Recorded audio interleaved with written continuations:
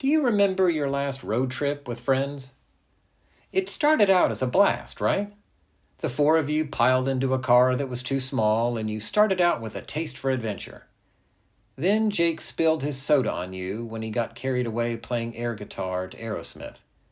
Rick's endless replaying of Star Trek scenes got on everyone's nerves, and Mike, well, he was just being Mike. 2 hours in, you were ready to ditch them all at the first stop for gas. Now imagine traveling with more than 30 people, including a baby, on boats, and even sometimes on foot, in uncharted wilderness, through rain, hail, and snow, over nearly 8,000 miles. How long would you last? Meriwether Lewis, William Clark, and many of their fellow explorers lasted more than 860 days. That is, some 2 years and 4 months. As far as we know, neither Lewis nor Clark ever tried to ditch the others or break Cruzat's fiddle over his head, although there were some tense moments, as I explained in last week's column.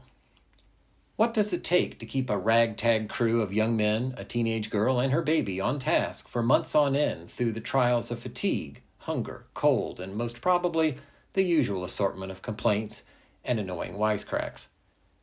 As we saw last week, Lewis and Clark needed a certain degree of composure, or as Kipling put it in his poem If, the ability to keep your head when all about you are losing theirs and blaming it on you. There's more to leadership, though. Let's just say that Lewis and Clark must have been really good at peopling. That's the term I will use here for what I have found myself doing in my years of leading as a chair, dean, provost, and chancellor. No, I didn't have to lead any of my colleagues 200 miles over snow-covered mountains, but then Lewis and Clark didn't have to work through committees, bureaucracies, and year-long approval processes. Trials come in a variety of forms. One of the secrets of peopling is selecting the people you will have to people. Jim Collins, author of the leadership book Good to Great, calls it getting the right people on the bus. For Lewis and Clark, it was a matter of getting the right people on the boats, the keelboat, pirogues, and eventually dugout canoes that they used to travel up the Missouri River. Clark, whom historian James P. Ronda has called an astute judge of character, chose several of the expedition's members, and he did well, despite a challenge that is lost on most of us familiar with the premier fighting forces the United States has today. In the early 1800s, some of the young men serving as soldiers were not exactly shipshape or tip-top. More like riff-raff. By the way, you can learn more about these words, which are called reduplicatives, in a post we published on August 23, 2024. Let's remember these were young men, and men at that age, well, we all know young men, and about half of us have been young men. To make matters worse, some officers were eager to jettison the jetsam from their units, so it would have behooved Lewis and Clark to be especially vigilant when screening potential crew members. The evidence suggests that they were fairly successful.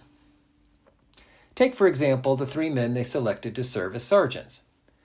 Sergeant John Ordway, author Barbara Pfeiffer writes, seems to have been the most solid hand among the enlisted men.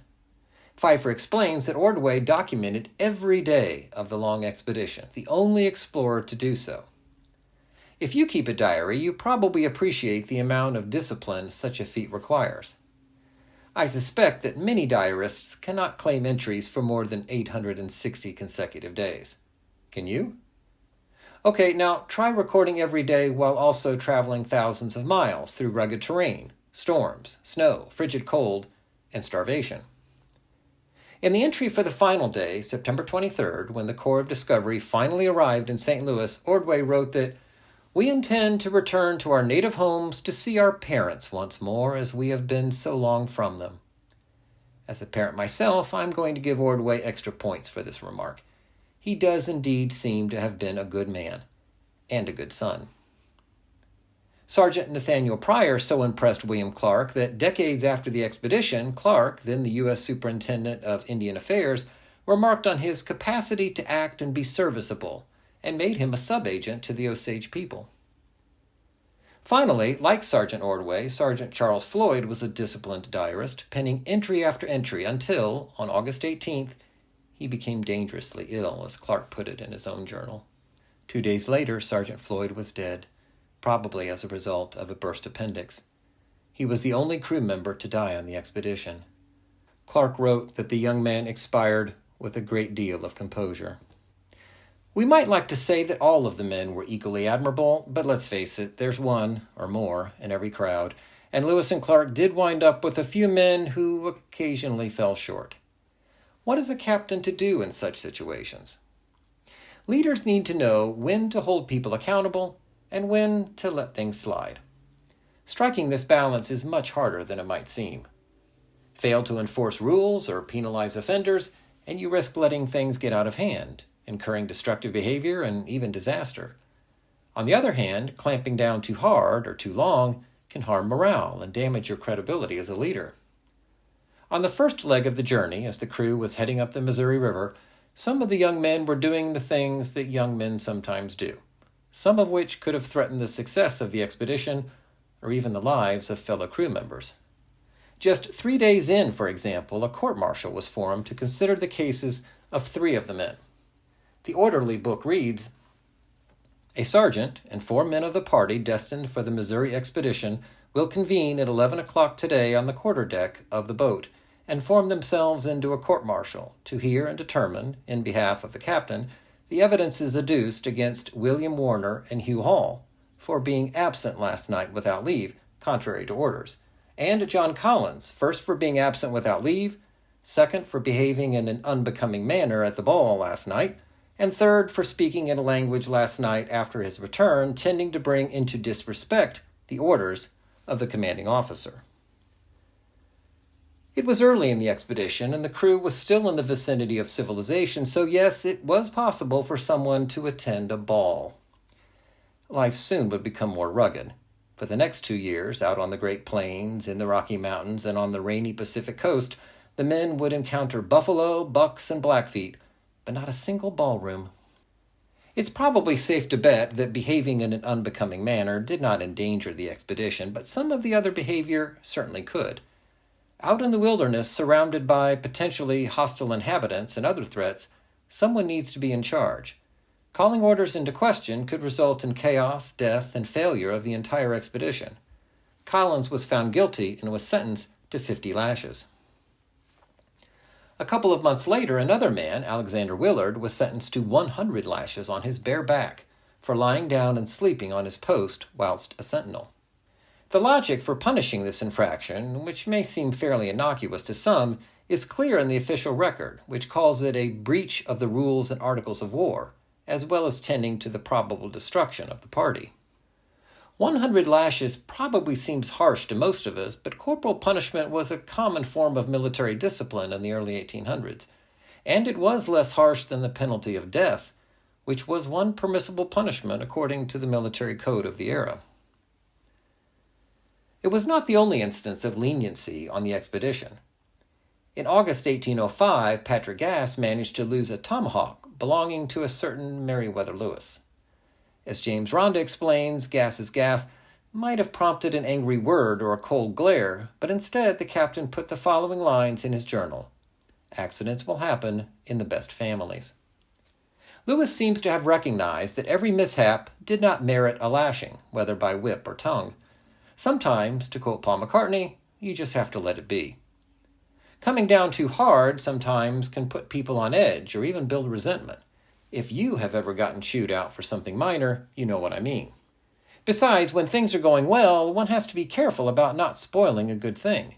Quoting another line from Lewis's journal, Rhonda notes that a few months earlier, when the crew left Fort Mandan, the captain had written that the men were experiencing a most perfect harmony. Respect can and should flow in 2 directions. Yes, the sergeants and privates in the Corps of Discovery needed to show respect for their co-commanders, otherwise the group could fragment.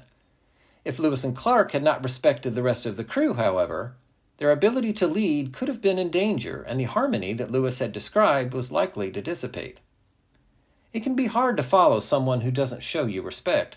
That's just human nature.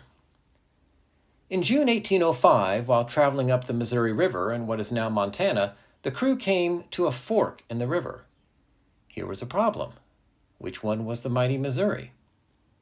David Lavender, author of The Way to the Western Sea, describes the situation in this way.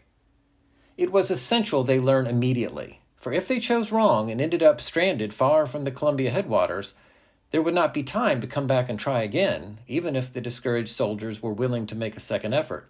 Choose now, choose right. Or the Corps of Discovery was finished.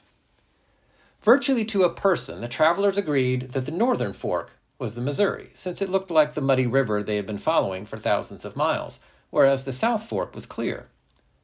Two men thought differently. Those men's names were Meriwether Lewis and William Clark. Lavender explains, this was a military expedition, and the captains could have ordered, without explanation, the contingent to go where the officers chose. But to start the men along a route they clearly believed might be disastrous would destroy the high morale that had been a major element in the expedition's success so far. Consequently, Lewis and Clark replied patiently to the demurs, pointing out that streams recently emerged from the mountains, and that description certainly seemed to fit the South Fork, retained their clear, dancing appearance for several miles. By contrast, the North Fork, which by measurement had turned out to be smaller than the South, was so laden with silt that it must have flowed a long distance through the plains. Perhaps it did not reach as far west as the mountains at all. If that were true, how could the expedition reach the Columbia by following it? This effort to make a case for their opinion, instead of insisting that the crew simply follow orders, says something about the leaders' peopling skills. They were showing respect for their followers, but alas, it wasn't enough. The others still weren't convinced. What happened next says even more about Lewis and Clark and the respect they showed for the people they were leading.